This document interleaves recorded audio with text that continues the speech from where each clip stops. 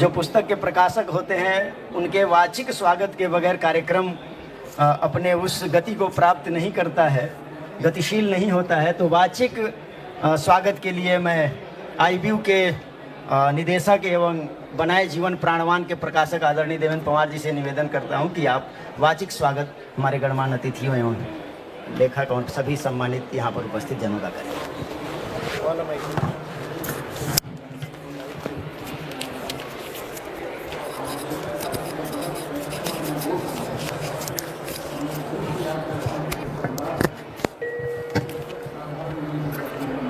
सभी को नमस्कार।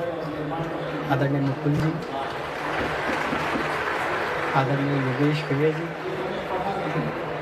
आदरणीय मिलिंद जी, प्रशांत भैया और मेरे मित्रवत रंजन जी और यहाँ उपस्थित सभी मेरे मित्रगण और मेरे मातृ। ये आईबीयू का पहला प्रकाशन है और लगभग 2 बड़े कार्यक्रम हुए। एक ड्यू में 26 नवंबर को, उसके बाद 17 जनवरी को नागपुर के अंदर हुआ था। तब से इस पुस्तक के ऊपर चर्चा परिचर्चा की मांग बढ़ती जा रही है। हमने ये पुस्तक फर्स्ट लॉट में 3000 निकाली थी और जल्दी हमारे को इसका सेकंड लॉट भी निकालना पड़ा और मेरे को लगता है 1 महीने में हम थर्ड लॉट भी निकाल देंगे। बहुत अच्छा। पुस्तक की डिमांड बहुत है तो आप समझ ही सकते हैं कि पुस्तक का कंटेंट कैसा होगा। अब इस कंटेंट के ऊपर हमारे सामने 2 ऐसी विभूति बैठी हैं जो साक्षात प्राण का अनुभव हमें देती है। आप चाहे मुकुल जी से मिले, चाहे योगेश भैया से मिले, कैसे भी मन से जाएं आप इनके पास, आपके चेहरे पे मुस्कुराहट आई जाती है। यही प्राण विद्या की शक्ति है। मेरे को ये कहा गया है कि पुस्तक का परिचय दे, तो मैं इतना सा कह सकता हूँ आपको कि भारत में कुछ भी समाप्त नहीं होता, बार बार पुनः जीवित होता है। कोई भी विद्या लुप्त नहीं होती। ऐसे ही प्राण विद्या भी वापस आ रहा है। भारत के अंदर सारा खेल प्राण का है। भारत के अंदर माता, दादी, नानी जो भी कहते थे वो कहीं ना कहीं कुछ ना कुछ प्राण से जुड़ा हुआ होता था, प्राण से संबंधित होता था। उसी को करने के लिए कहते थे, चाहे वो कोई से भी काम हो। उसका रहस्य क्या है, ऐसा क्यों करना चाहिए, वो इस पुस्तक में एक प्रारूप के अंदर रखा गया। बहुत विस्तृत है ये विषय। इसके ऊपर और भी लिखा जाएगा। बहुत लोग ऐसा कह रहे हैं कि हम इस पे आगे काम करेंगे, सब कुछ है। पर ये एक स्टार्टिंग अपन कह सकते हैं, इसलिए इस पुस्तक को पढ़ना जरूर चाहिए हमारे को। और इसमें क्या तत्व हैं, हमारे हिंदू समाज में, हमारे भारतीय संस्कृति में क्या तत्व थे, कहाँ पे प्राण की ऊर्जा से हम कैसे आगे बढ़ते थे, उस सब का इसमें थोड़ा सा कहना चाहिए ग्लिम्प्स है। सिर्फ हमने टच किया है इसको। इस पुस्तक पे पूरा विस्तृत अभी भी नहीं आया। मैं सुरेश जी से भी बात हो रही थी जोधपुर में, जो इस भाई साहब के साथ प्राण विद्या पे जिन्होंने काम किया, उनसे भी, तब भी ऐसा ही विषय निकल के आया। एक छोटा सा एग्जाम्पल अपन लोग समझने के लिए ले सकते हैं। अपन लोग मोबाइल यूज़ करते हैं, मोबाइल की भी तरंगे कहीं ना कहीं से आती है, इलेक्ट्रोवेव्स या जो भी आप साइंस टेक्नोलॉजी वाले कहें। इसका थोड़ा सा आगे जाए तो हम कहते थे कि यार दिमाग से तरंगे संचित होती है, टेलीपैथी होती है, ये सब होती है। ये सारा खेल जो है वो प्राण विद्या का है। इसका अगर हम लोग अभ्यास करेंगे, इस पुस्तक को पढ़ के नियमित अगर हम लोग प्राण विद्या का अभ्यास करेंगे, तो शायद उस तरह की टेलीपैथी या उस तरह की प्राण ऊर्जा हम लोग भी प्राप्त कर सकें कि हमारे पास भी कोई आए और एकदम से प्रसन्न हो जाए। तो इतना ही निवेदन करते हुए मैं रंजन जी को कहता हूं कि आगे की चर्चा को आगे बढ़ाएं।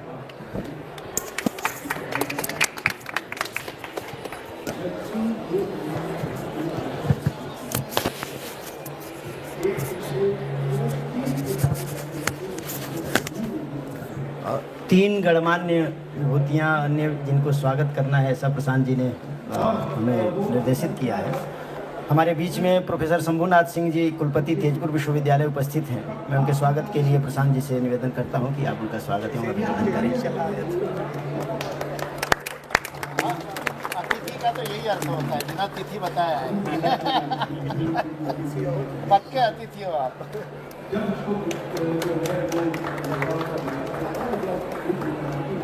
प्रोफेसर संजय चौधरी जी, आप माननीय कुलपति दरभंगा विश्वविद्यालय हैं। आपके स्वागत के लिए मैं प्रशांत जी से निवेदन करता हूं कि आप उनका स्वागत एवं अभिनंदन करें।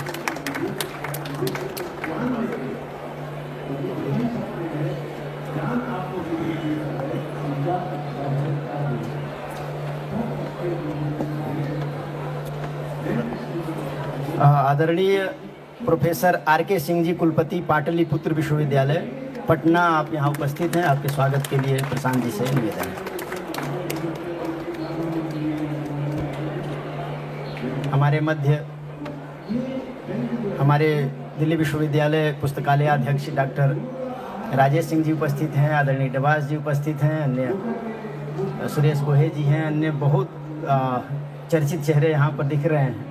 अब कार्यक्रम का जो जिस उद्देश्य से हम सब बैठे हैं यहाँ पर और जो अमृत पान करना है, अमृत वर्षा की आजकल चर्चा खूब चल रही है।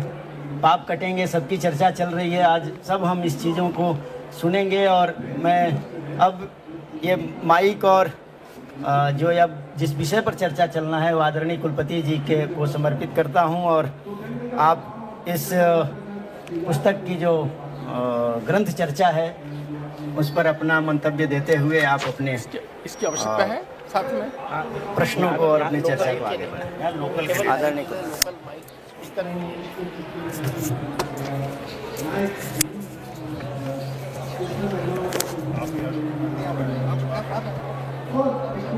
नमस्कार।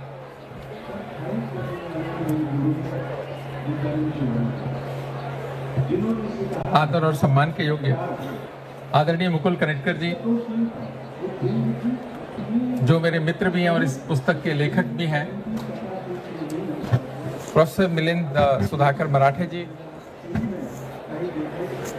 प्रशांत जैन जी, प्रोफेसर रंजन देवेंद्र भारतीय,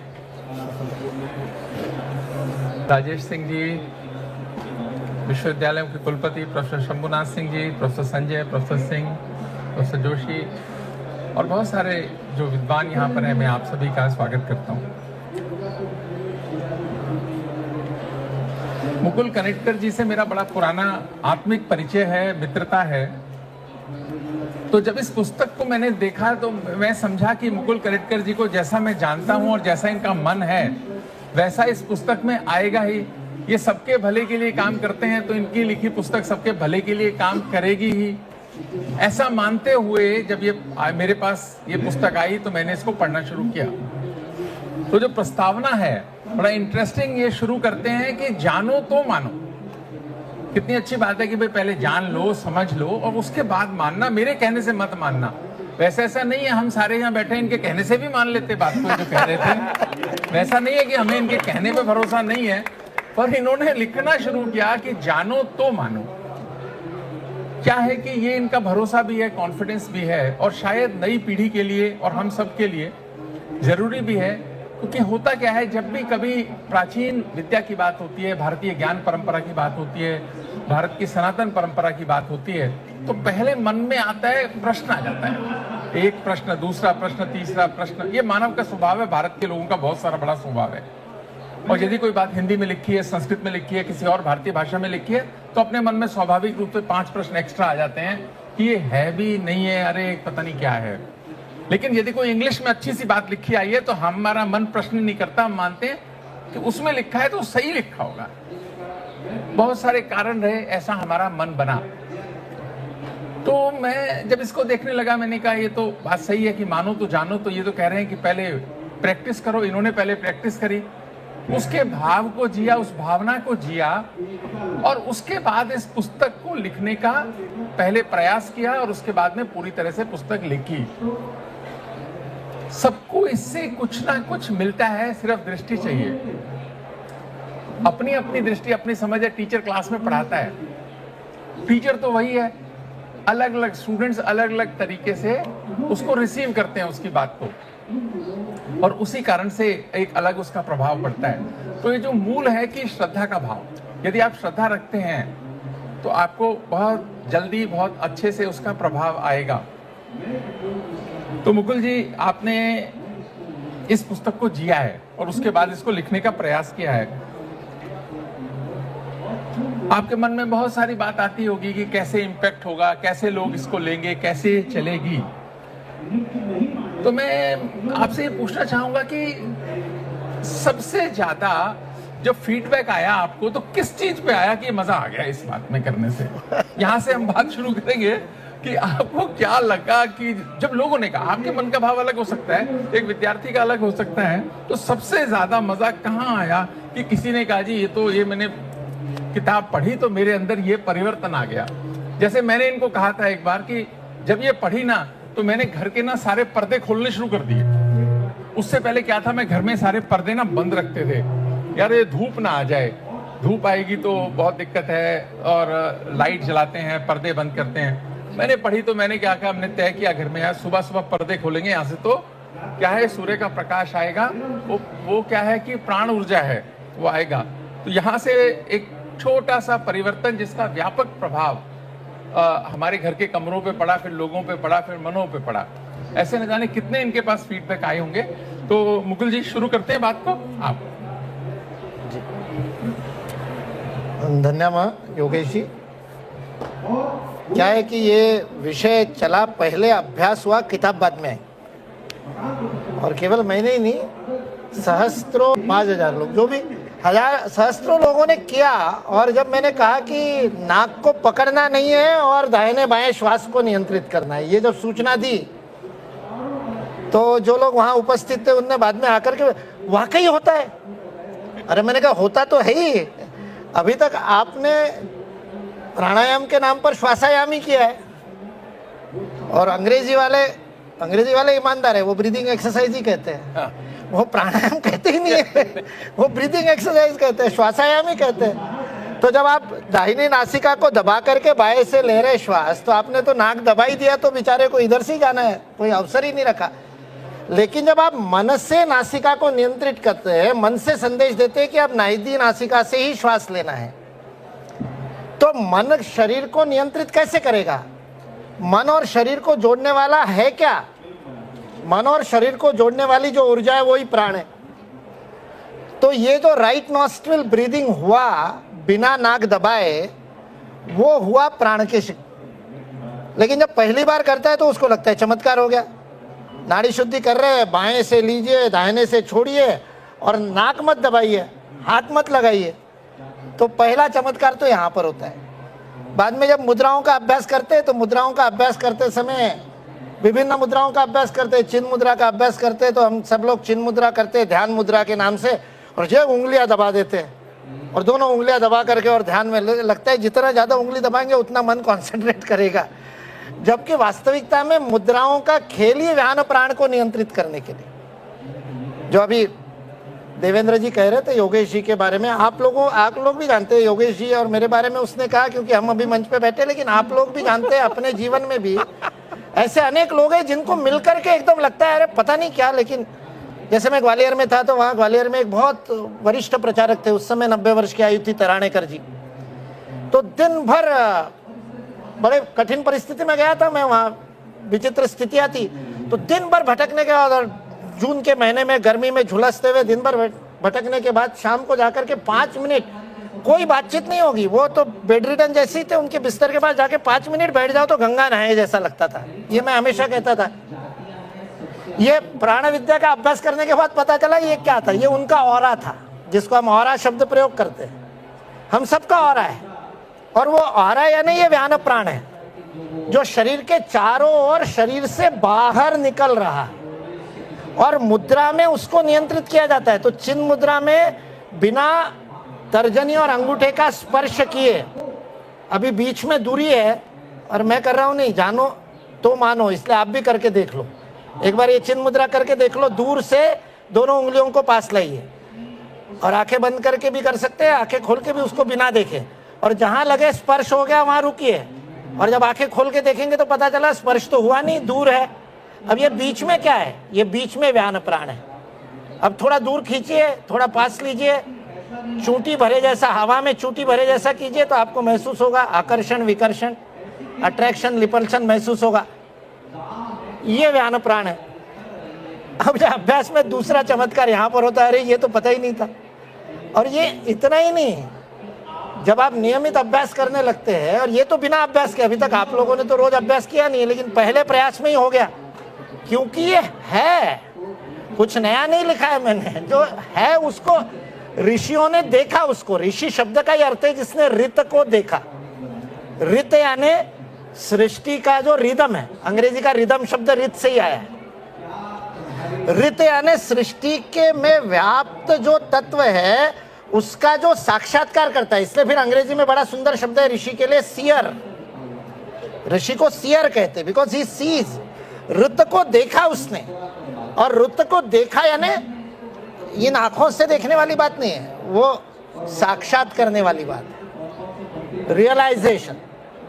स्वामी विवेकानंद का वाक्य है, रिलीजन इज रियलाइजेशन।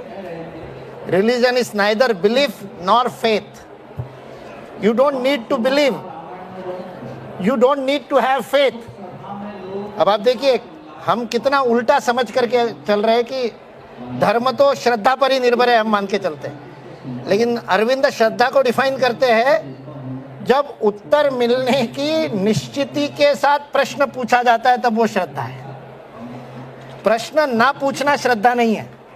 इसलिए वो कहते हैं श्रद्धा कभी अंध हो ही नहीं सकती। अंध है तो वो श्रद्धा नहीं है, वो तो खुली होती है, खुली आंखों से ही श्रद्धा होती है। तो श्रद्धा की नहीं, साक्षात्कार की आवश्यकता है। तो ये जब साक्षात्कार हुआ ना, तो जैसे आपने ये पढ़ करके पर्दे खोले, लेकिन पर्दे खोलने के बाद जो साक्षात्कार हुआ वो प्राण विद्या है।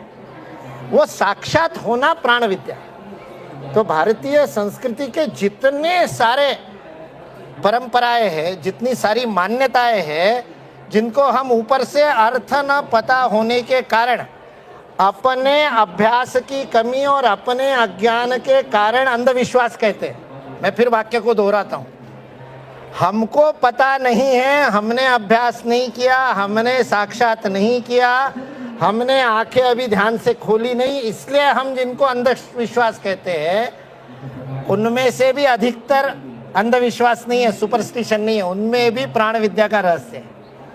केवल उसको समझने की और अनुभव करने की आवश्यकता है। तो मूल फीडबैक तो तब मिलता है जब लोग अनुभव करते हैं, तो वो फिर चमत्कार। फिर इसमें 50 बातें जिस पर उनको लगता है हाँ यार ये भी सोचना चाहिए। फिर लोग फोन करके पूछते हैं, कोई नई बात पूछते हैं, अच्छा ये भी फिर प्राण विद्या पे है क्या? मैंने कहा हाँ सब कुछ प्राण विद्या, फिर इसका बताइए। जैसे अभी इनके बोलने में आया रंजन जी के, अभी कुंभ चल रहा है, पवित्र मास चल रहा है, माघ मास चल रहा है, माघ मास का शुक्ल पक्ष चल रहा है, और उसके 9वीं तिथि आज 10वीं शुरू हो गई, गुप्त नवरात्र समाप्त हुई कल। तो ये बड़ा अद्भुत ऐसा पर्व है। अब लोगों को लगता है ये पर्व क्या है? ये भी प्राण विद्या है। वो जो गुरु और सूर्य का संबंध की बात हो रही है, तो वो जो ग्रहों का हमारे जीवन पर होने वाले प्रभाव की बात हो रही है, वो क्या है? आपके आधुनिक भाषा में आप उसको गुरुत्व कहते हैं, ग्रेविटी कहते हैं। जिसका जितना मास होगा उतनी उसकी ग्रेविटी होगी। तो जुपिटर हमारी ग्रहमाला का सबसे बड़ा ग्रह है। संस्कृत के विद्वान बैठे यहाँ पर, रंजन जी बैठे और विष्णु जी बैठे, बहुत लोग बैठे संस्कृत जानने वाले।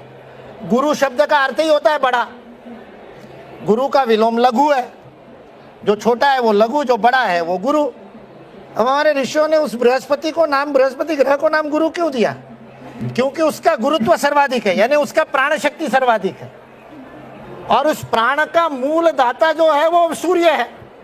सारा ये जो प्राण है, जो अभी चिन्ह मुद्रा में आपने अनुभव किया, ये कहाँ से आया? ये सूर्य से आया, क्योंकि हम सूर्य से ही बने हुए। सूर्य का ही टुकड़ा निकला, वो पृथ्वी बनी। हमारे नीरज जी जियोलॉजी के MSc गोल्ड मेडलिस्ट है। वो पृथ्वी ठंडी हुई और ठंडी होकर के पृथ्वी बनी। है तो सूर्य ही, मटेरियल सेम है, वही हुआ। सूर्य ही घनीभूत ऊर्जा है, पृथ्वी है, और उसी में से हम बने हुए हैं। हमारे अंदर और क्या है? पंचमहाभूतों के तत्व है, हम भी सूर्य है। इसलिए हमारा सारा जीवन सूर्य से जुड़ा है। और इसलिए उस सूर्य और बृहस्पति का जो मेल है, उसको लेकर के कुंभ की अवधि है। तो वह अमृत का भी अर्थ प्राण तत्व से ही है। मृत यानी क्या? जो निष्प्राण है, वास्तविकता में तो निष्प्राण कुछ भी नहीं है। वास्तविकता में तो ये जिसको निर्जीव कह रहे हैं इसमें भी प्राण है। और ये जो आप थोड़े दिन अभ्यास करेंगे मुद्राओं का, उसके बाद ये लकड़ी का प्राण भी आपको स्पर्श करके बिना स्पर्श किए थोड़ा दूर से अनुभव होगा, पत्थर का भी प्राण अनुभव होगा, मेटल का भी प्राण अनुभव। आप सब कर सकते हैं, मैं कर सकता हूँ, ये कोई मेरी विशेषता नहीं, मैंने अभ्यास किया इसलिए मैं अभी कर सकता हूँ। अभी भी आप भी अभी भी कर सकते हैं, केवल आपका मन उतना सूक्ष्मता में जाने की तैयारी, उसका अभ्यास करना है।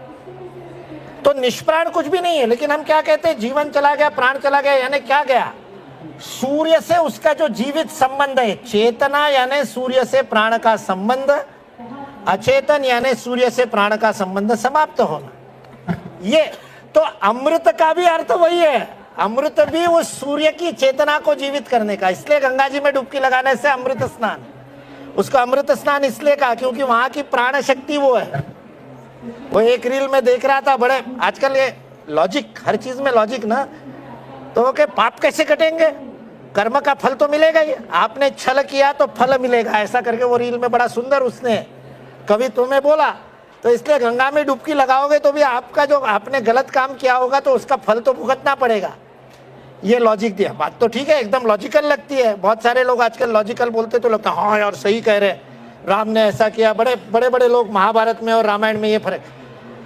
वास्तविकता में कर्म का हमारे चित्त में जो प्रभाव है, वो जो चित्त में उसका जो बैंक बैलेंस के रूप में जो वो स्टोर होता है, जो ग्रहण होता है, संग्रह होता है, वो ऊर्जा के रूप में ही होता है, वो प्राण के रूप में ही होता है। इसलिए उसको संस्कार कहते हैं।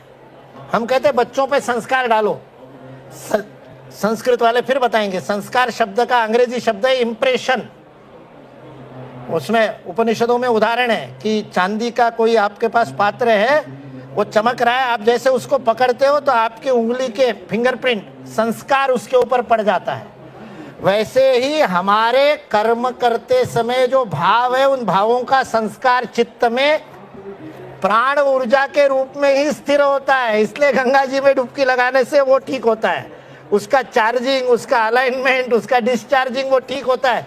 इसलिए कुंभ मेले में जाकर के स्नान करने के लिए महत्व बताएगा। ये कोई परंपरा, एक मेला लगा दो, आजकल उसके इकोनॉमिक्स की इतने लाख करोड़ का इकोनॉमिक्स, वो सब ठीक है, उसके लिए नहीं कराया ऋषियों ने।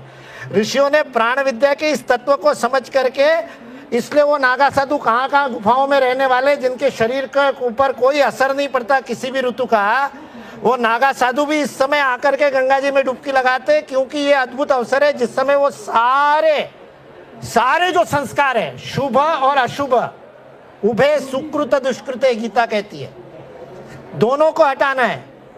वेस्टर्न कर्मा थ्योरी और हमारे में यही फर्क है। वो कहते हैं पुण्य करने से पाप कटेगा, हम कहते हैं नहीं, दोनों का हिसाब अलग अलग चलेगा। अशुभ कर्म भी भुगतने पड़ेंगे, शुभ कर्म भी भुगतना पड़ेंगे। विवेकानंद कहते हैं दोनों बंधन करेंगे, एक पिंजरा सोने का होगा, एक लोहे का होगा, इतना ही फर्क है। तो ये उसका कुंभ का महत्व है। बहुत बढ़िया बताया मुकुल जी। जब मैं ये पुस्तक को पढ़ रहा था तो एक और बात लिखा इन्होंने कि जो शाकाहारी लोग हैं उनको जो भोजन है वो वनस्पतियों से प्राप्त होता है। बिल्कुल ठीक बात है, पर एक और जो आगे बात लिखी कि और खासकर भारत के संदर्भ में ये काफी ज्यादा ठीक है कि मांसाहारी लोग भी उन्हीं जानवरों या प्राणियों का मांस खाते हैं जो शाकाहारी हैं। तो मैं सोचने लगा कि ऐसी कैसे हो सकता है, तो मैंने कुछ लिस्ट बनाने की कोशिश करी, काफी हद तक ठीक लगी, पर कुछ अपवाद कहीं हो सकते हैं। तो जब वनस्पति से मिलता है और ऐसा आगे लिखा कि जी मुकुल जी की 10% जो सूर्य से ऊर्जा आती है वो जो है उपयोग करते हैं, और 90% जो वनस्पतियां भी हैं वो वापस वायुमंडल में दे देती हैं। हमारा शरीर भी केवल 10% एनर्जी। तो ये फार्मूला ऑफ 10% कहाँ से आया? और ये जो हमारे देश में मांसाहारी लोग भी उन्हीं प्राणियों को का मांस लेते हैं जो शाकाहारी हैं, ये जरा इस पर बताएं, बड़ा इंटरेस्टिंग लगा मुझे पढ़ के। क्या है कि हमारे देश में तो ज़्यादातर शाकाहारी प्राणियों के खाते, जैसे आपने कहा, लेकिन हमारे देश में भी कई भाग ऐसे हैं जहाँ पर मांसाहारी प्राणियों को भी खाते हैं। सर्वाहारी लोग भी बहुत है, भारत में भी है, और थोड़ा सा और ऊपर हिमालय पार कर लो तो बहुत ही ज़्यादा है। तो हमारे एक मित्र जा रहे थे कोरिया मलेशिया, उनका टूर था, तो उनके टूर गाइड ने कहा आप वेजिटेरियन लिखो। उसने कहा मैं तो नॉनवेज हूँ। बोले यहाँ वेजिटेरियन ही लिखो।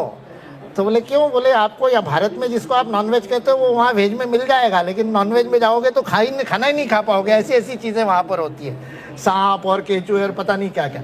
तो उसने अपने अनुभव बताया मेरे को, तो मेरे को आपकी ये बात समझ में आई। लेकिन वो भी सेकंड स्टेप ले रहे, बाकी कुछ नहीं। पूरे साइंस में जैसे मैंने कहा हम सूर्य से ही बने हैं, तो इसलिए हमारी बैटरी डिस्चार्ज होगी तो उसका चार्जिंग सूर्य से ही होगा। और सूर्य से चार्जिंग करने के कई स्तर है, सूक्ष्म स्तर है। इसलिए बहुत सारे लोग पावाहरी बाबा का नाम सुना होगा, वो केवल वायु का आहार करते थे, यानी कुछ भी आहार नहीं करते थे, वो सूर्य से डायरेक्ट ऊर्जा लेते थे। स्वामी प्रकाशानंद जी थे गुजरात में, आपने शायद दर्शन भी किए होंगे। वो जल भी नहीं पीते थे, तो बीबीसी वगैरह वालों ने उनको स्नान करते थे, तो स्नान के समय अंदर जाता होगा तो पानी नाप करके स्नान किया, फिर नीचे निकले वाले डिस्चार्ज को भी गिना, और बोले एक भी बूंद अंदर नहीं गई, फिर भी इतने वर्षों से जीवित है। हमारे राजस्थान में एक बिलाड़ा करके स्थान है, वहाँ पर बालासती का स्थान है, मैंने उनके दर्शन किए।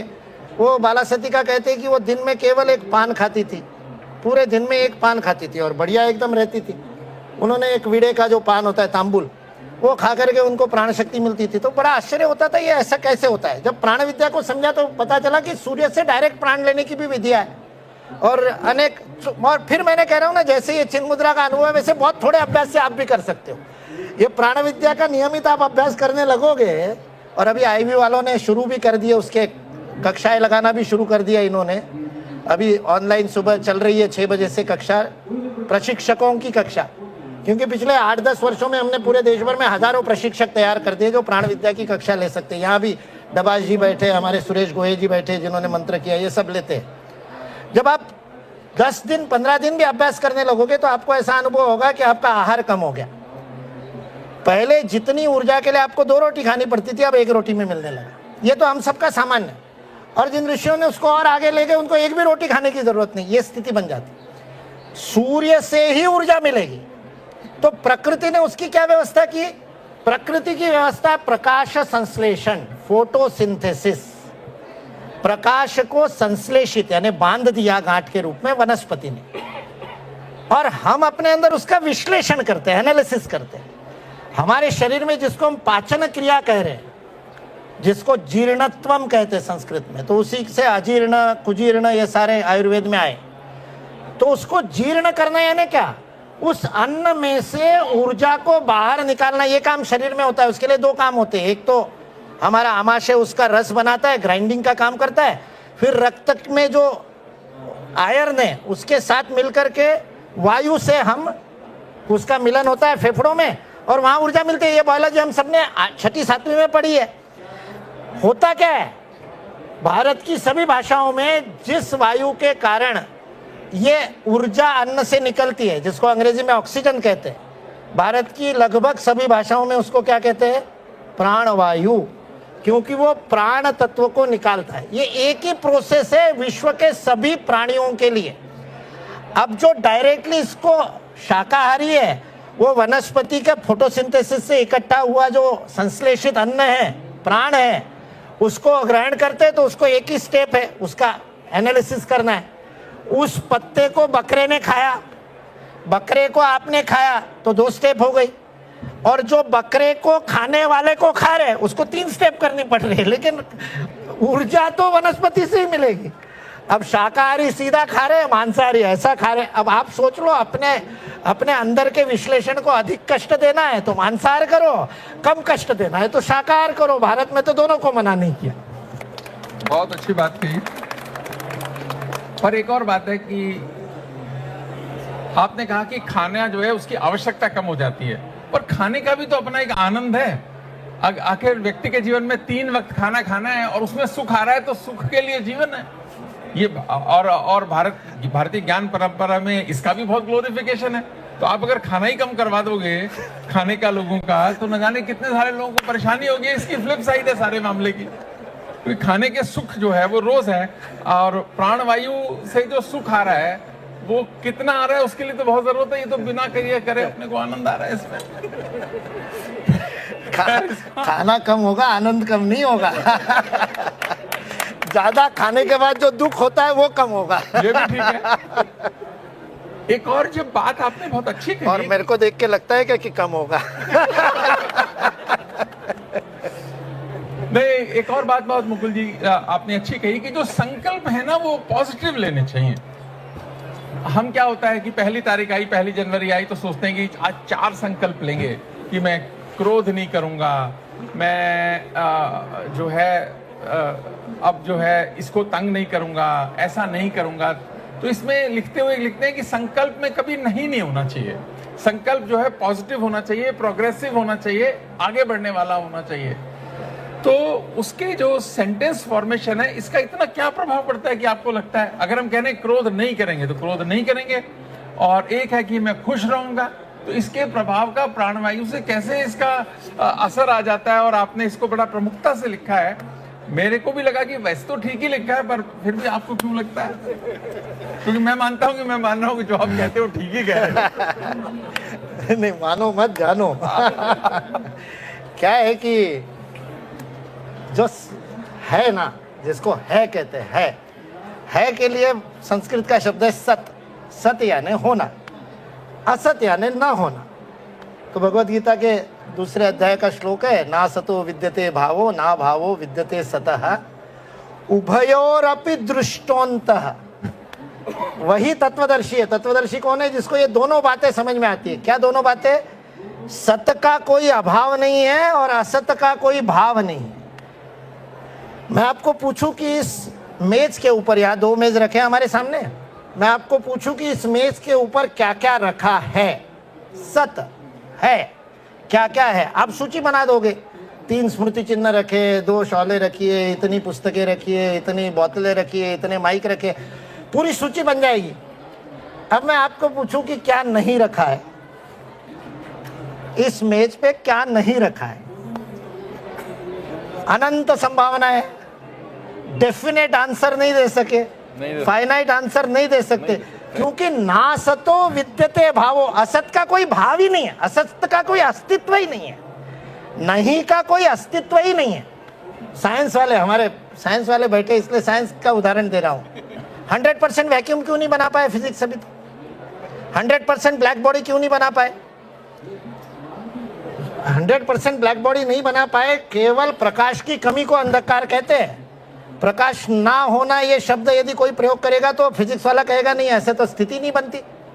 प्रकाश की न्यूनता को अंधकार कहते हैं, क्योंकि आपकी दृष्टि में क्षमता नहीं है उतने प्रकाश में देख सके, इसलिए आप उसको अंधकार कहते। तो नहीं का कोई अस्तित्व ही नहीं है। तो हम अपने कल्पना शक्ति से नहीं की कल्पना करते हैं, न्यूनता की कल्पना करते हैं वास्तविकता में। लेकिन मन बड़ा ईमानदार है, मन इतना जिसको निष्ठावान है, मन के पास में कोई पर्दा नहीं है, मुखौटा नहीं है। तो इसलिए आप जब असत्य भी बोलते हो तो आपके मन को पता होता है कि गड़बड़ कर तो इसलिए संकल्प तो आप बाहर नहीं ले रहे हो ना, दूसरे को बताने के लिए नहीं ले रहे हो। संकल्प तो आपका स्वयं के मन से संवाद है, तो उसमें नहीं हो सकता। नहीं हो सकता। ये बात तो ठीक है। और ये भी बात सही आपने कही कि जो दृष्टि है वो बहुत इंपॉर्टेंट है। दृष्टि से निकला दृष्टिकोण। तो मुझे एक कविता की 2 लाइनें ध्यान आई कि हरेक ने मुझे देखा अपने नजरिए से। मैं भी भूल गया थोड़ी पहली लाइन। कोई बात। हरेक ने देखा मुझे अपने नजरिए से, हरेक को समंदर नजर आऊं कैसे। क्या बात, क्या बात। तो वो दृष्टि है जो वो मुझे अच्छा भी देख सकती है, कम अच्छा भी देख सकती है, ज्यादा अच्छा भी देख सकती है। तो कई बार जैसे भारतीय ज्ञान परंपरा में बात होती है मध्य मार्ग की, कि एक्सट्रीम्स जो हैं दोनों साइड नहीं, और खासकर देखें तो बौद्ध धर्म में तो बहुत बात हुई है कि सारी चीजों को बैलेंस करके चलना। तो जब हम बनाए जीवन प्राणवान पुस्तक पढ़ते हैं तो जिंदगी के प्रति एक बैलेंस्ड अप्रोच की ये बात करती है, और हॉलिस्टिक भी बात करती है, सारी चीज को जोड़ने की भी बात करती है। और तो लेकिन एक व्यक्ति कुछ दिन करता है इसको, फिर छोड़ देता है कि यार हो गया अब तो, क्योंकि तो वो जो एक मैं समझता हूँ स्टैंडर्ड है कि उससे ऊपर अगर आप निकल गए, क्योंकि ग्रेविटेशनल फोर्स से, उसके पुल से ऊपर निकल गए, तब आपको वो आनंद की अनुभूति होगी। तो वो जो आनंद की अनुभूति की स्टेज है वो कितने दिन में आ सकती है, ताकि आदमी की हिम्मत बनी रहे, यार मैंने 10 दिन कर लिया, अभी थोड़ा कम आया था, अच्छे वाला आनंद आ जाए, 15 दिन कर लूँ, 3-4 घंटे कर लूँ।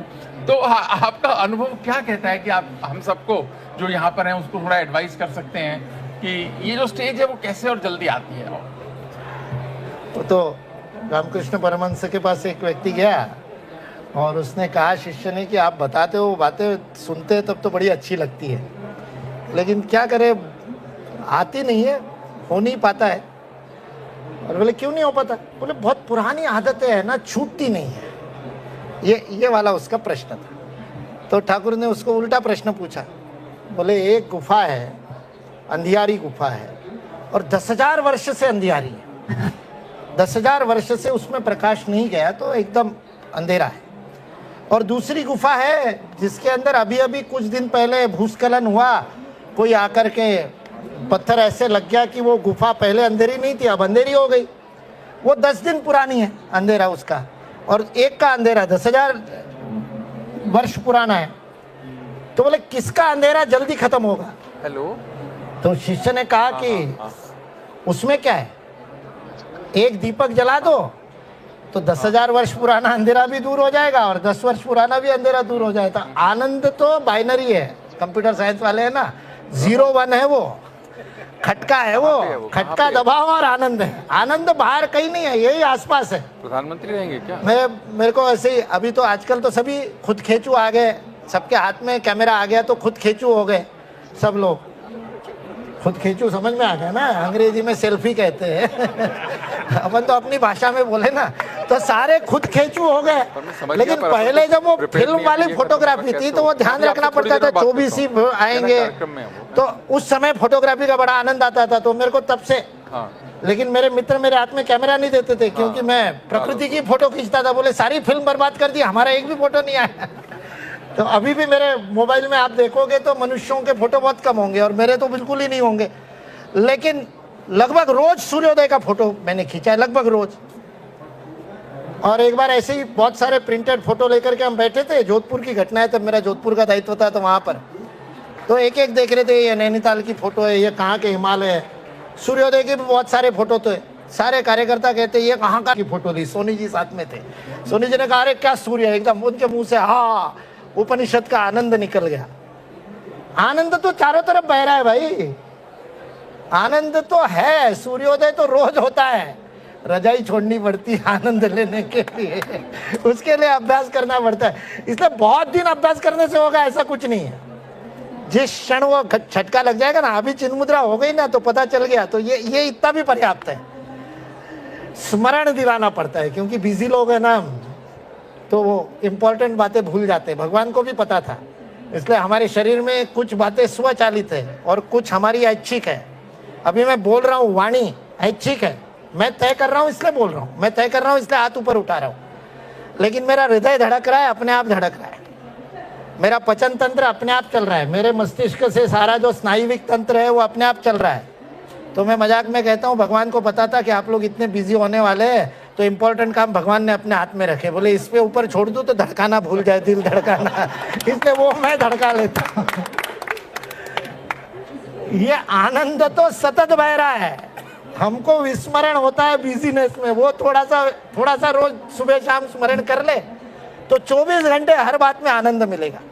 इसलिए इसी प्रक्रिया से विज्ञान, वो प्राण विद्या का वो बता दूं कि क्यों श्वासायाम को क्यों प्राणायाम से जोड़ा, क्योंकि यही एक क्रिया शरीर में ऐसी है जो दोनों है, स्वचालित भी है और ऐच्छिक भी है। ध्यान नहीं दो तो अपने आप होती है, ध्यान दो तो खुद कर सकते हैं। इसलिए ऋषियों को लगा इसको पकड़ेंगे तो प्राण पकड़ पाएंगे, और इसको व्यवस्थित कर लेंगे तो फिर हृदय को भी रोक पाएंगे। पायलट बाबा ने रोक के दिखा था, बहुत हठ योगी ने रोक के दिखाया, जनार्दन स्वामी जी ने साइनाइड पचा करके दिखा दिया। साइंटिस्ट परेशान हो गए कैसे पचा दिया, क्योंकि विष तो अपच से होता है। जिसने प्राण विद्या को चयन कर लिया उसके लिए कुछ अपच है ही नहीं, सब कुछ पचा सकता है, शरीर बाधा नहीं रह जाता, इसलिए आनंद सर्वत्र मिलता है। मुकुल जी, जैसे हम जिंदगी में जितने लोग हैं सब अनुभव करते हैं कि कई बार किसी व्यक्ति से मिलो तो लगता है तो बहुत अपना है, एक अपनत्व का भाव उससे आता है, प्यार का भाव आता है, लगाव महसूस होता है। और एक तरफ किसी से मिलते हैं तो पहले ही एवर्शन हो जाता है, अरे यार क्या मिल गया, वो उसको भी ऐसे ही लगता है, हमको भी ऐसे ही लगता है। तो ये जो इसको आप रिपल्शन अट्रैक्शन बोल सकते हैं, कोई भी सिद्धांत बोलिए, हम पहले मिले नहीं, जानते नहीं, कुछ नहीं जानते, पर ये अचानक स्वाभाविक है कि जीवन में हो जाता है। और जिनसे एकदम लगाव होता है वो बहुत लंबा भी चलता है, कि ऐसे लगता है कि तो पुराने जन्म का जी कोई रिश्ता है। मैं सिर्फ कोई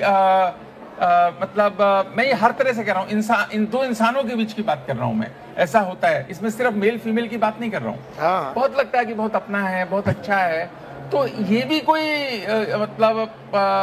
इसका भी कोई प्राणवायु से लेना देना है, इसका पूरा ही लेना देना है। लॉ ऑफ अट्रैक्शन तो प्राण विद्या का ही है ना। ये जो लॉ ऑफ अट्रैक्शन जिसकी आप बात कर रहे हैं, ये सत्व रज तम का खेल है सारा। वो जो आपने बैलेंस भी कहा ना, मध्य मार्ग, वो भी वही है। ऊर्जा है तो स्थिर नहीं रह सकती। नेशनल ग्रिड की सबसे बड़ी प्रॉब्लम क्या है? आज हमारी पावर ग्रिड की सबसे बड़ी प्रॉब्लम क्या है? कंजम्पशन के अनुसार प्रोडक्शन को बैलेंस करना। इसलिए कोल पर निर्भरता इसलिए नहीं जा रही हमारी, क्योंकि बाकी सब में कंट्रोल, कंजम्पशन के साथ में प्रोडक्शन कंट्रोल करना कठिन है। न्यूक्लियर में भी, सोलर में भी, अन्य सब में। कोल में सबसे सरल है वो, इसलिए क्योंकि ऊर्जा को रोक नहीं सकते, इसलिए उसमें प्रवहति इति प्राणा। प्राण की डेफिनेशन ही है प्रवहति इति प्राण। जो प्रवाहित होता है वो प्राण है, और जो प्रवाहित होगा तो उसमें तीन चीजें होगी।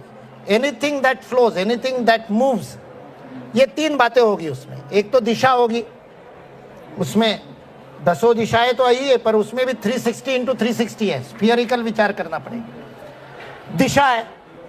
दूसरा है उसकी गति है, किस गति से मूव करती है। और तीसरा है लय, फ्रीक्वेंसी क्या है, ऑसिलेशन, क्योंकि स्ट्रिंग थ्योरी, तो ऊर्जा तो वैसे ही चलती है।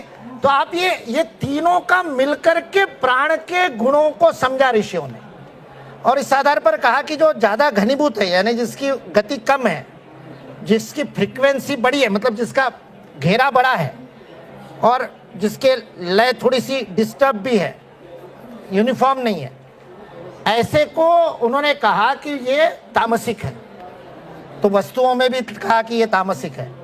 तो व्यक्ति भी जो अभाव का बार बार चिंतन करेगा, नहीं का चिंतन करेगा, कल्पना करेगा, तो उसकी भी तामसिकता बढ़ती जाएगी। संकुचितता का विचार करेगा, केवल स्वार्थ का विचार करेगा। जो आपने शब्द प्रयोग करते करते रह गए, संबंध ट्रांजैक्शनल नहीं हो सकते, सौदेबाजी नहीं हो सकती। और जब संबंध सौदेबाजी हो जाती है तो वो आपके पास में बैठता है तो आपको लगता है कि ये लेने के लिए ही बैठा है। हम कहते भी स्ट्रॉ लगा करके पीता है ये शब्दावली किसी किसी के बारे में हम कहते हैं कि ये तो स्ट्रॉ लगा के पीता है। तो अनुभव होता है, हम सब, मैं बोल रहा हूँ ना, आप सबको कोई ना कोई एक याद आ रहा है तो वो क्या है? वो तामसिकता है। इतना वोल्टेज लो है कि आपका लो वोल्टेज भी उससे हाई है, और एनर्जी हाई वोल्टेज से लो वोल्टेज की तरफ फ्लो होती है। जब आपकी ऊर्जा में गति अधिक होती है, जैसे क्रिकेट के फील्ड पे ऋषभ पंत को देख लो, बिना कारण बकबक करता है, बिना कारण दौड़ लगाता है, जहां छलांग नहीं लगानी वहां छलांग लगाता है। गेंद लेग साइड में जाएगी या ऑफ साइड में फील्डिंग कर रहा हो तो भी दौड़ेगा। वो राजसिकता है। गति अधिक है, फ्रीक्वेंसी छोटी होने से ऑसिलेशन ज्यादा है, फ्रीक्वेंसी ज्यादा हो जाती। ये सारा जो उसका राजसिकता है। तो एक तरफ तामसिकता है, एक तरफ राजसिकता है। तो राजसिकता भी ऊर्जा देती है, पर राजसिकता थकाती भी है। तो ऐसे राजसिक लोग भी अपने पास में बहुत है।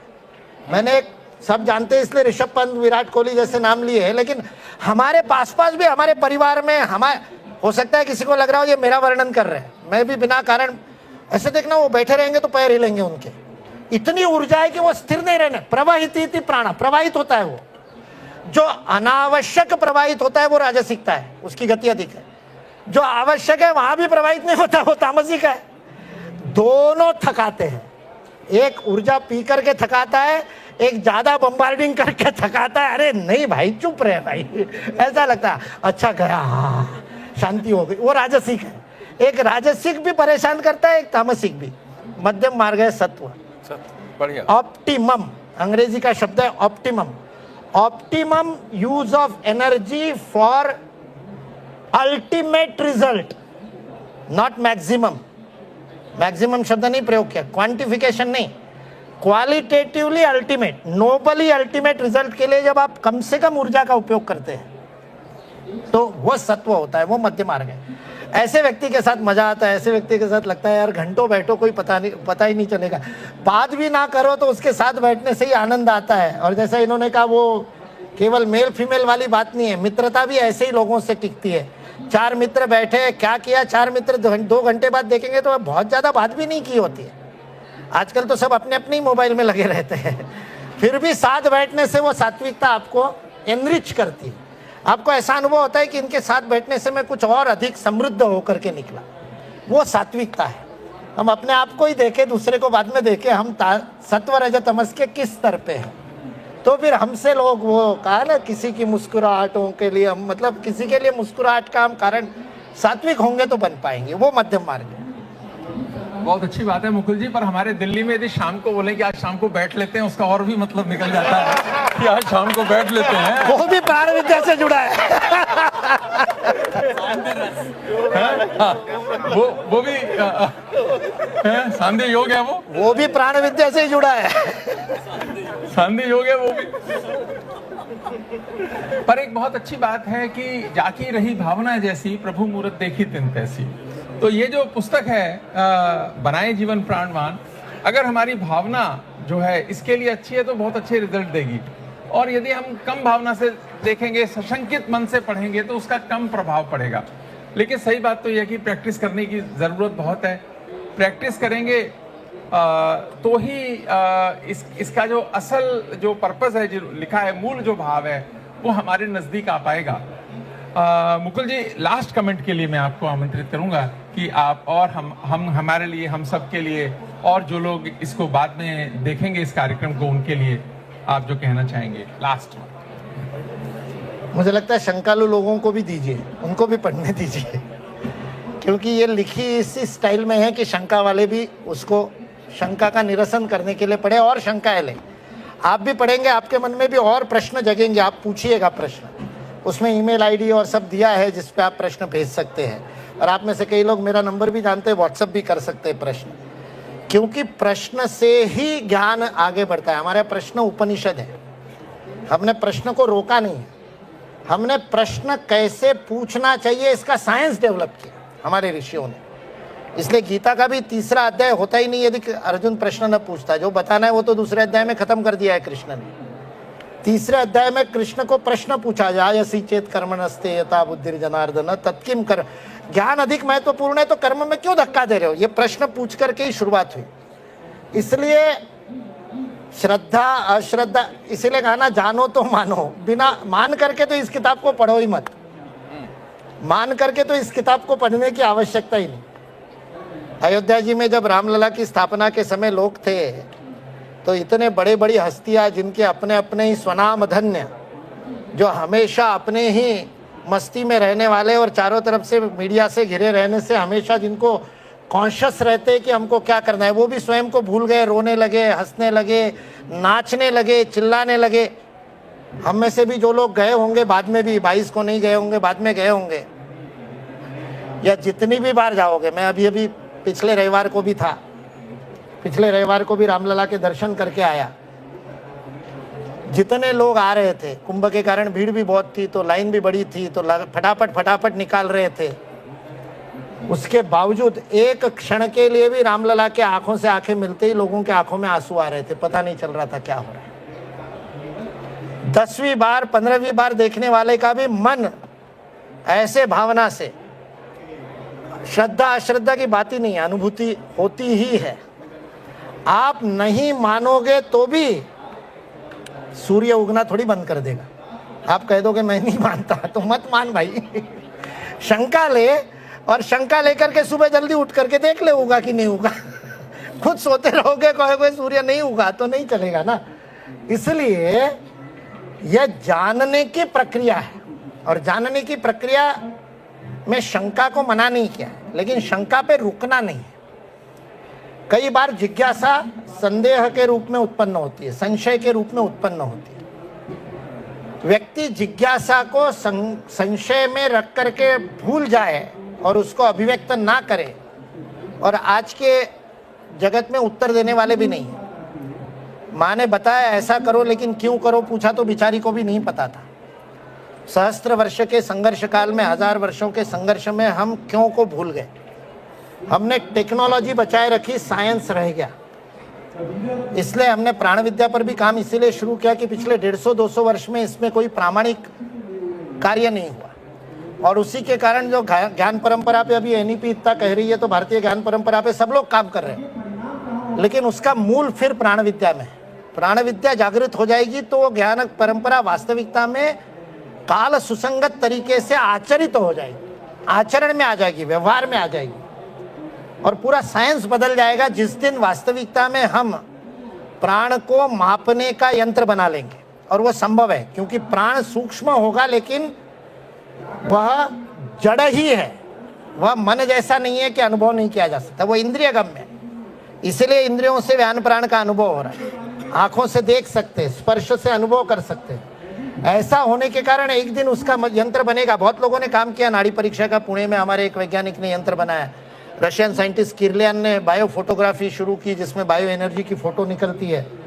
इंफ्रारेड को लेकर के पशु चिकित्सा पे बहुत सारे काम चल रहे हैं, जिसमें ये प्राण विद्या पर काम चल रहा है। होम्योपैथी पूरा प्राण विद्या का ही साइंस है। इसलिए प्राण विद्या का साइंस नहीं है, नहीं है, लेकिन उसको प्राण विद्या को समझ करके उस पर काम करने की आवश्यकता है। इसलिए पुस्तक पढ़ने वालों को भी और इस कार्यक्रम को देखने वालों को भी आह्वान है कि इसको किसी भी रूप में रोज सुबह उठ करके अभ्यास ही करो। ये नहीं कह रहा हूं मैं, आपका जो फील्ड ऑफ एक्टिविटी है उसमें प्राण को समझिए, उसमें प्राण विद्या का एप्लीकेशन देखिए, उसमें प्राण विद्या के रहस्य पर काम कीजिए। जगदीश चंद्र बसु ने फिजिक्स में किया, इसलिए उन्होंने वनस्पति में, एक फिजिक्स का व्यक्ति होते हुए वनस्पति में प्राण कैसे सिद्ध करता है वो, फिर वो मेटल में प्राण सिद्ध करने पर लगे हुए थे। इसलिए धातुओं पर काम किया, मेटल फटीक का उन्होंने सिद्धांत दिया। फिर मेटल पे पॉइजन का प्रयोग कर रहे थे, जिस समय उनकी मृत्यु हो गई, काम रुक गया। आज एक उड़ीसा के एक आईआईटी में एक ने पीएचडी रजिस्टर की है जगदीश चंद्र बसु के प्रयोग को आगे बढ़ाने के लिए, अभी इसी वर्ष पीएचडी रजिस्टर हुई। ऐसे अनेक विषय है जीव विद्या।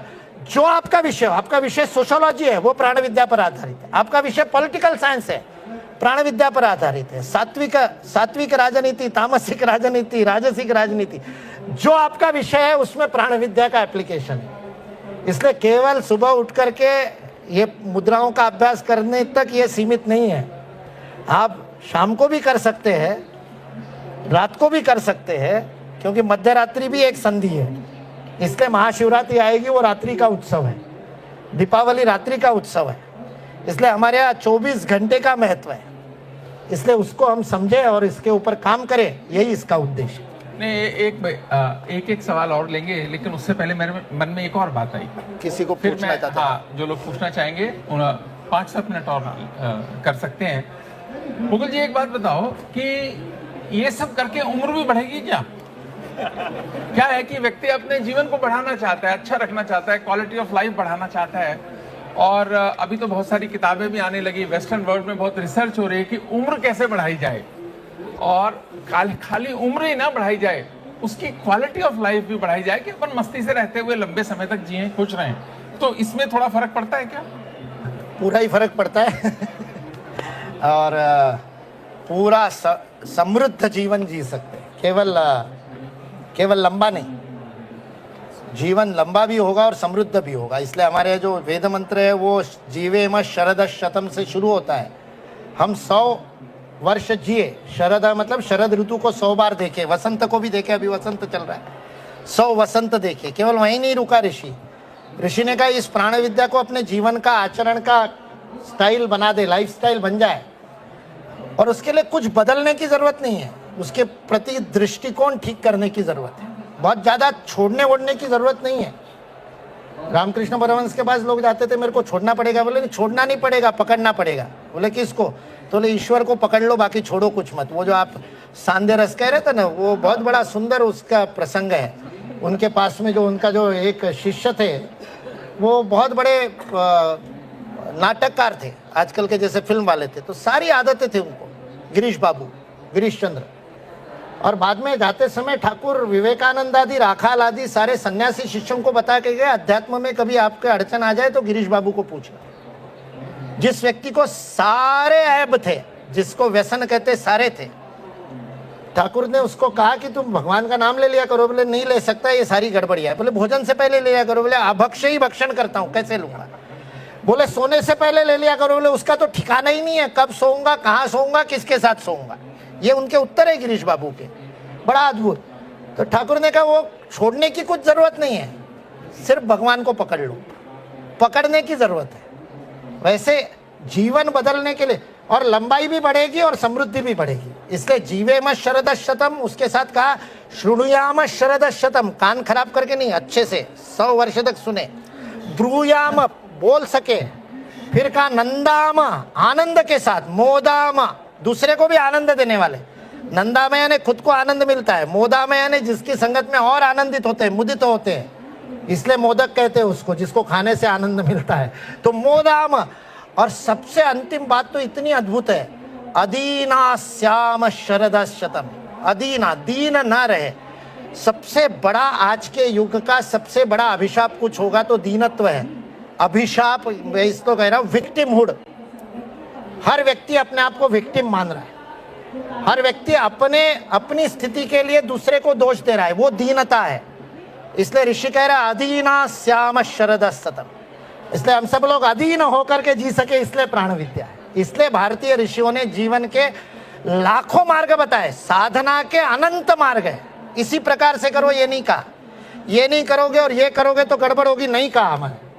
हमने सबको स्वीकार किया इसीलिए क्योंकि हमको पता है जीवन में quality is more important than quantity, and क्या कर रहे हो उससे अधिक महत्वपूर्ण है क्यों कर रहे हो, वो भाव अधिक महत्वपूर्ण है। जैसे मैं हमेशा उदाहरण देता हूँ कि बंदूक उठाई, घोड़ा दबाया, गोली चली, सामने वाले के छाती पे लगी, सामने वाला मर गया। एक को फांसी होती है हत्या के कारण, दूसरे को परमवीर चक्र मिलता है। काम वही है, दूसरे का जीवन लेने का ही काम किया, हिंसा ही की, लेकिन एक का पुरस्कार मिलता है, एक को दंड मिलता है। फर्क केवल भाव का है। कर्म का संस्कार नहीं होता, भाव का संस्कार। क्या बात है, बहुत बढ़िया। मुकुल जी, आप में से कोई पूछना चाहें? हाँ, ये डबास जी, फिर हर्ष। माइक है क्या? नहीं तो यही ले लीजिए। प्राण विद्या का अभ्यास करते हुए जो अनुभूति होती है, अलग अलग लोगों को तो अलग अलग प्रकार से अनुभूति हो सकती है, लेकिन मैं अपना समय का बता रहा हूँ। मुझे एक जैसी अनुभूति नहीं होती, कभी अलग तरह से होती है और कभी बिल्कुल ही नहीं होती। तो ऐसे इसका क्या कारण है? भौतिक स्तर पर अनुभूति होने नहीं होने के दो कारण हैं। एक कारण तो है कि मन की सतर्कता कम ज़्यादा होती है, अवेयरनेस जिसको कहते हैं।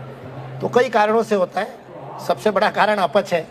अपच से सतर्कता फर्क होती है, रात को नींद ठीक से नहीं हुई तो फर्क पड़ता है। तो सतर्कता एक महत्वपूर्ण कारण है। और दूसरा कारण है यांत्रिकता। अभ्यास करते करते यांत्रिकता हो जाती है। रोज करोगे आप तो फिर वो उतने से काम नहीं चलेगा, फिर और आपको करना पड़ता है। तो कभी कभी ब्रेक देना पड़ता है, कभी कभी बदल करके करना पड़ता है। अभ्यास बदलिए, अभ्यास का क्रम बदलिए, तो उससे अनुभूति निरंतर रहती है। और विचलित मत होइए, अनुभूति नहीं हुई इसका मतलब नहीं है, ऐसा नहीं है। वो उस दिन आपका मन ट्यून नहीं हुआ, कहीं और भटक रहा है, चंचल है, कुछ और कारण है उसके। तो मन और शरीर दोनों का, शरीर की यांत्रिकता, मन की सतर्कता में कमी, सजगता में कमी, इन कारणों से अनुभूति कम ज्यादा होती है। हर्ष।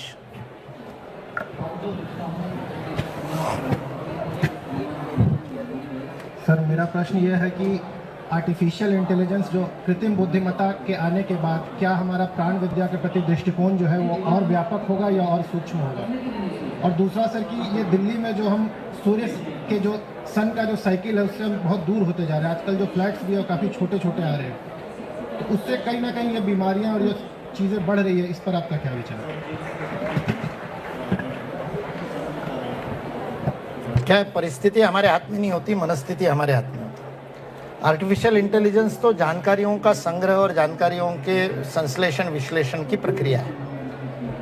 उससे लाभ ही हो सकता है, हानि होगी यदि गलत व्यक्ति के हाथ में रहेगा। तो वो तो जैसे मैंने बंदूक का बताया, वैसे ही चाकू का है। चाकू अपने आप में अच्छा या बुरा नहीं होता। किसी गुंडे के हाथ में जो प्राण लेता है वही डॉक्टर के हाथ में सर्जरी के टेबल पे प्राण बचाता है। वही चाकू प्राण बचाने वाला।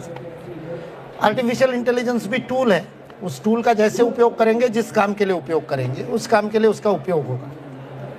प्राण विद्या पर यदि बेसिक काम हो गया वैशेषिक के आधार पर, कणाद ऋषि ने इस पे बहुत काम किया, तो वैशेषिक के आधार पर यदि आधुनिक फिजिक्स, आधुनिक बायोलॉजी, आधुनिक केमिस्ट्री यदि इस पर काम करके प्राण विद्या के प्रयोग और उसका डाटा यदि हम इकट्ठा कर सके तो आर्टिफिशियल इंटेलिजेंस और अधिक पुष्ट हो जाएगा और डीपर एनालिसिस आर्टिफिशियल इंटेलिजेंस भी कर सकेगा। अभी तो सिम्टम, बायोलॉजी, मेडिकल साइंस में आर्टिफिशियल इंटेलिजेंस क्या कर रहा है? सिम्टम्स को एनालाइज कर रहा है। आप जितने अधिक डाटा को डालोगे, जितने किस आयु वर्ग में क्या क्या, तो उस आधार पर वो उतने पैटर्न रिकॉग्निशन करके, उतने डिजाइन रिकॉग्नाइज करके एक ट्रीटमेंट की लाइन ऑफ ट्रीटमेंट वगैरह बता सकेगा। आप यदि प्राण विद्या के स्तर पे चले जाओगे तो एक ही सिम्टम में अलग अलग सत्व रजतम समझ में आ जाएगा। तो आर्टिफिशियल इंटेलिजेंस और पुष्ट हो सकता है। वो तो टूल है। और फ्लैट वैट ये तो होना ही है, परिस्थितियां बदलेगी। हम इसके कारण कह रहे कि नॉर्वे वालों को 6 महीने सूर्य ही नहीं दिखता। हम फ्लैट के कारण नहीं दिखता बोल रहे। हिमालय में सारे ऋषि तो हिमालय में ही रहते हैं ना। कई दिनों तक सूर्य दर्शन नहीं होते, बादल के कारण, बर्फ के कारण। इसलिए वो जो महासूर्य जो हमको दिख रहा है, वो भौतिक सूर्य का भी, वो भी किसी और महासूर्य की प्रदक्षिणा कर रहा है और वो भी किसी और की प्रदक्षिणा कर रहा है। इसलिए जब भगवान बुद्ध को पूछा कि आप चले जाओगे तो हमारा प्रकाश, हमको कौन रास्ता दिखाएगा, तो उन्होंने कहा सूर्य दिखाएगा। रात को तो बोले चंद्र दिखाएगा, नहीं तो कौन दिखाएगा, तो बोले ज्योति दिखाएगी, दीपक लेकर के चलना। फिर उन्होंने कहा दीपक भी वायु से बुझ जाए तो कौन दिखाएगा। तब अंत में उत्तर करते करते अंत में उत्तर आया, आत्मदीप भव। अपने अंदर के सूर्य को जागृत करना पड़ेगा। और इसलिए फ्लैट है तो फ्लैट से बाहर निकलने के लिए लिफ्ट भी है, बाहर छत पे जाने के लिए भी लिफ्ट है। सूर्य तो दिख ही सकता है। अंतिम सवाल, क्योंकि फ्लाइट पकड़नी है, उनकी फ्लाइट निकल जाएगी। वैसे पहले तो बहुत बधाई कि एक ऐसा विषय जिसके ऊपर पुस्तक आप लेकर के आए जो भारतीय संस्कृति की भी आपका है, हमारे सनातन परंपरा की भी आपका है। मेरा एक बहुत बड़ा सामान्य प्रश्न है कि प्राण विद्या, इसमें कोई दो राय नहीं है कि इसके अनगिनत इन्फिनिटी लेवल तक इसके बेनिफिट्स हैं।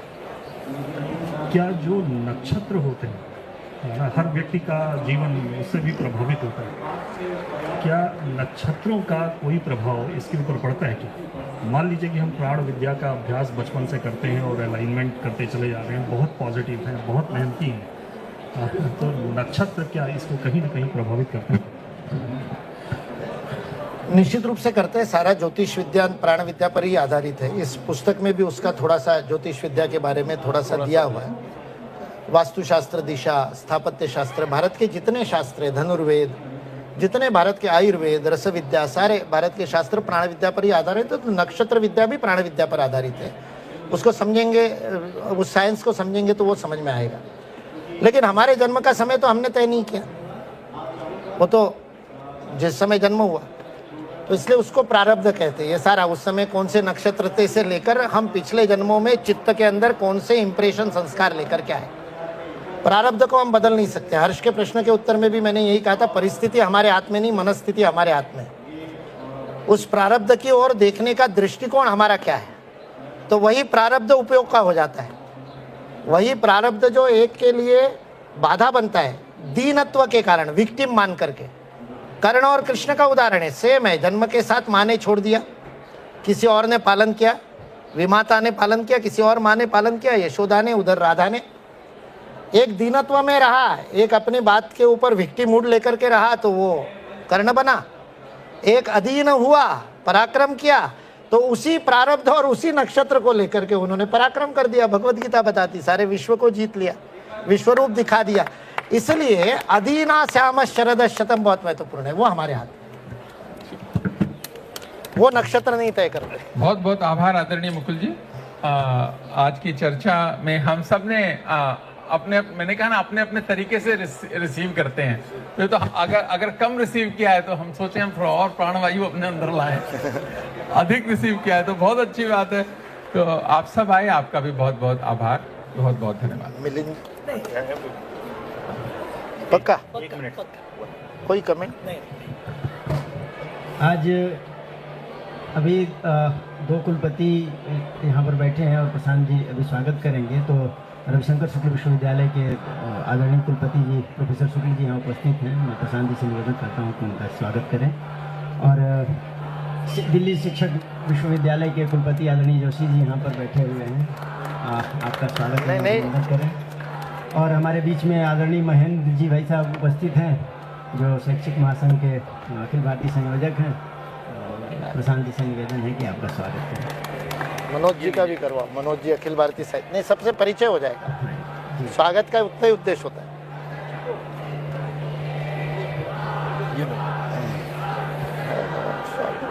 ये दे दो, मनोज जी का भी कीजिए। मनोज जी का स्वागत करो। अखिल भारतीय मनोज जी के स्वागत कीजिए। मैं प्रशांत जी अखिल भारतीय साहित्य परिषद करके एक साहित्यकारों का संगठन है, उसके अखिल भारतीय सह संगठन मंत्री मनोज कुमार जी,